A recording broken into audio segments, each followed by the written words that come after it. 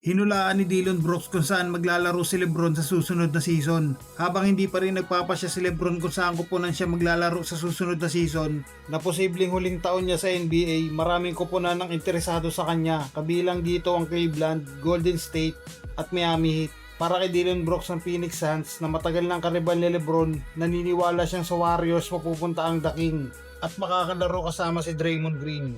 Ayon mismo kay Brooks, tigilan na ang paghihintay. Sa tingin niya, sa Golden State ito pupunta. May matagal lang alitan si Brooks at ang Warriors, lalo na kay Draymond Green. Nagsimula ito noong 2022 NBA Playoffs matapos masugatan ni Brooks si Gary Payton II. Dahilan para sabihin ng Warriors coach na si Steve Kerr na binali niya ang code. Mula noon, ilang beses nang tinukso ng Warriors si Brooks. Noong Christmas game ng 2022, inasar siya ni Klay Thompson at kalaunan ay pinagmalaki pa ang kanyang 4 na NBA championship ring laban kay Brooks. Kung sakaling lumipat si Lebron sa Warriors, mas lalo lamang iinit ang kanilang rivalry. Posibleng mas maging agresibo si Brooks sa tuwing maghaharap ang Suns at Warriors dahil sa matagal niyang alitan kay Lebron at sa Warriors. Gayunpaman, ayon sa maraming NBA insiders, mas malaki pa rin ang posibilidad na bumalik si Lebron sa Cleveland na itinuturing na pinaka-perpektong pagtatapos ng kanyang NBA career.